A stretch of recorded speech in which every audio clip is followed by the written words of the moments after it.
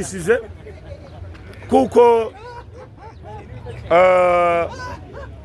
nk'abantu twabonye inshuti Semuhungu yari afite nyinshi zigiye zitandukanye, ndababaye kandi ndababaye cyane. Uti mbabajwe n'iki? Semuhungu ari hano ku rukiko, nta muntu wo mu muryango we n'umwe twize tubona hano. Semuhungu ari wenyine n'abavoka be babiri, abametere babiri. Nta muntu wo muri famille waje, nta nyirarume twabonye, nta nyirasenge twabonye, nta nyirakuru twabonye, nta se twabonye, nta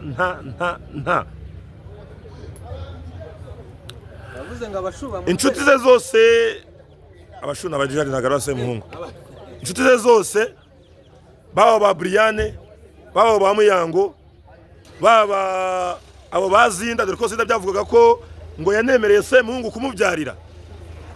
Amakuru nkuru nuko Zinda ngo ubu yibereye muri apartment za Semuhungu, arimo ararya umurete, agashyira agaceri, agashyiraho agafiriti, agashyira agasamaki, ibintu bikagenda neza.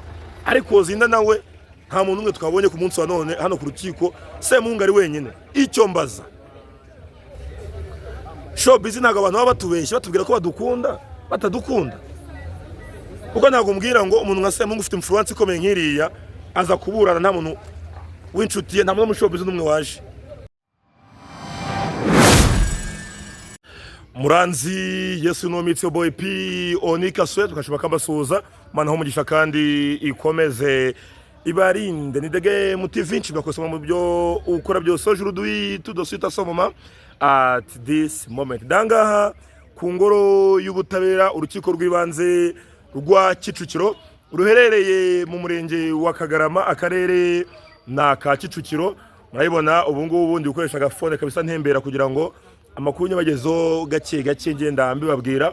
Nitabiriye urubanza kwifungwa rifungurwa by'agateganyo ni iminsi 30 bya Eric Semuhungu, aho uburana utanga ingingo zifatika cyangwa se zigaragara zatuma utaba wajya imagerege cyangwa se wakurikiranwa wibereye mu rugo.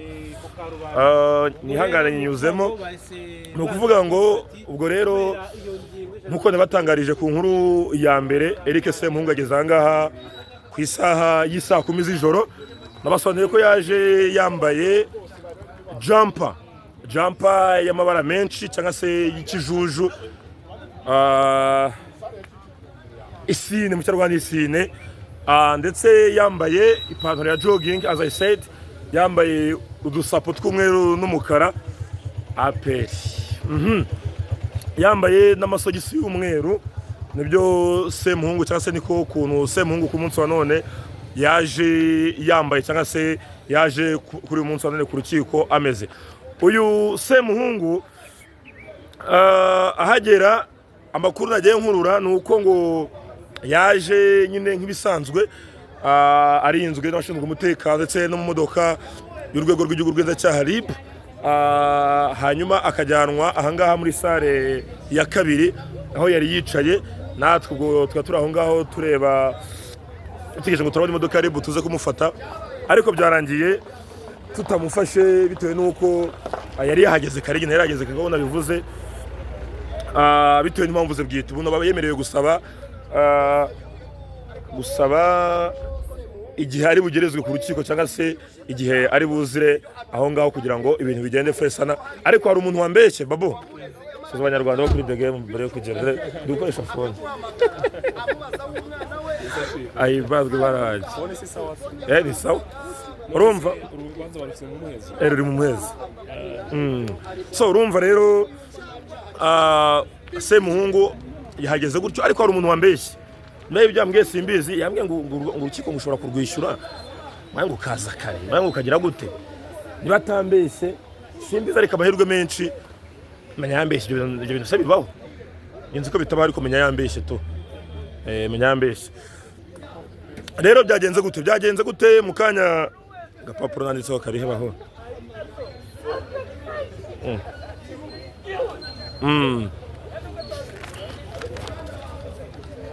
Semuhungu ndetse n'abamwunganira, abavoka be n'abavoka babiri cyangwa se abametere babiri, barimo uwitwa Egide, undi ntabwo yari yakavuze izina rye, kugira mbashe kurimenya, ariko nzi ni Maître Gide dore ko we asanzwe ari umusitari dusanzwe tumuzi.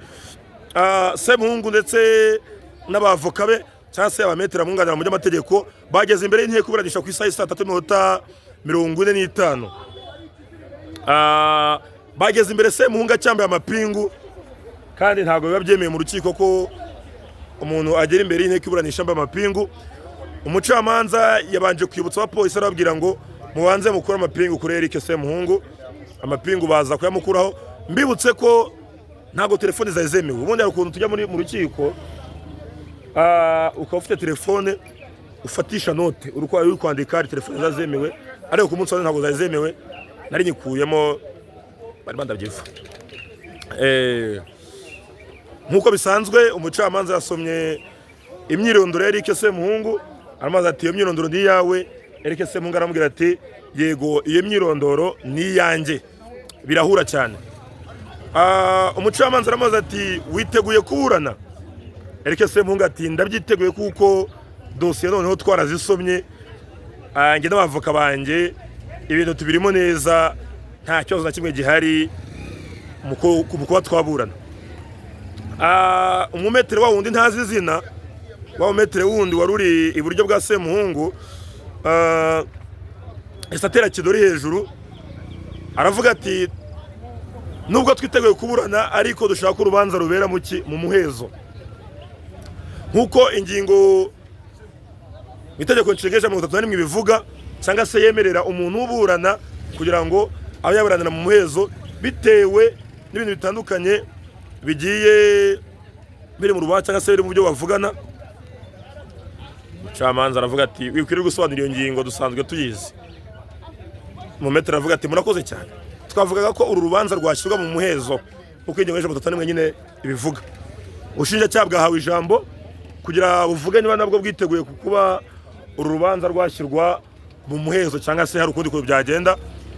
Ubushinjacyaha bwahagarariwe n'abamama beza cyane babiri, nabwo bwashimangiye, ntabwo bwashimangiye nari mbabeshye, ubwo bwavuze ko umucamanza ari we nyine biri mu maboko. Baravuga ati ntareba ingingo ya Semuhungu namwe turayumva, ariko urukiko tubishize mu biganza byanyu, inteko iburanisha mu nonoso tubabwira, nimusanga ari byo urubanza murushyire mu muhezo. Birangira umucamanza rushize mu muhezo, ariko yongeramo akantu kamawujyojyo karyoshye cyane. Aravuga uti ubwo rero mwende kubona ahangaha uzi ko atisaga mu rukiko musohoke kandi vuba.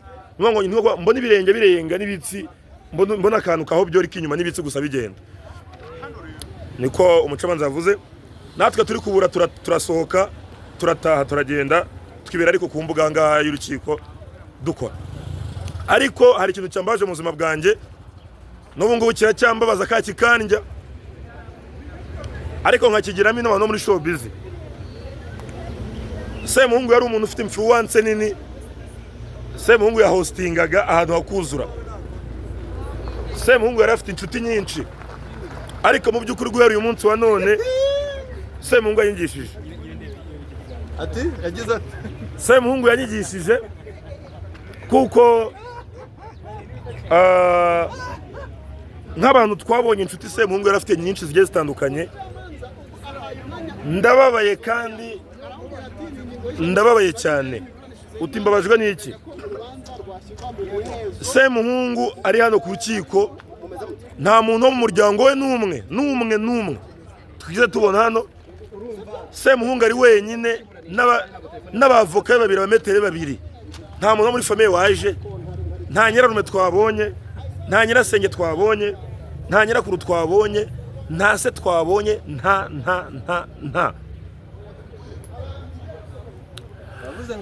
inshuti ze zose, abashuna abajijari nagara Semuhungu, inshuti ze zose, baba ba Briane, baba ba Muyango, baba abo bazinda, dore ko Zinda byavugaga ko ngo yanemereye Semuhungu kumubyarira. Amakuru nkuru nuko Zinda ngo ubu yibereye muri apartment za Semuhungu, arimo ararya umurete, agashyira agaceri, agashyiraho agafiriti, agashyira agasamaki, ibintu bikagenda neza. Ariko Zinda nawe nta muntu umwe twabonye ku munsi wa none hano ku rukiko. Semuhungu ari wenyine. Icyo mbaza, showbiz ntabwo abantu baba batubeshye batubwira ko badukunda, batadukunda. kuko ntabwo umbwira ngo umuntu nka Semungu ufite influence ikomeye nk'iriya aza kuburana nta muntu w'inshuti ye, nta muntu w'umushobozi n'umwe waje uretse twabanyamakuru nyine tuba turi kwishakira ibirayi no kugira ngo tubahereze amakuru tubabwire uko Semungu yaburanye, tubabwire uko byagenze. Nubwo Semungu twatuziranye ariko ntabwo twari inshuti nk'abariya babaga ari inshuti ze cyangwa se bari abantu bagaragaraga.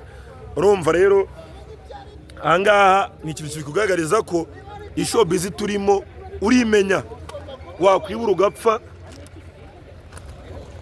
Iyi ni inama ku banyamakuru bagenzi banjye, abahanzi namwe se muri showbiz.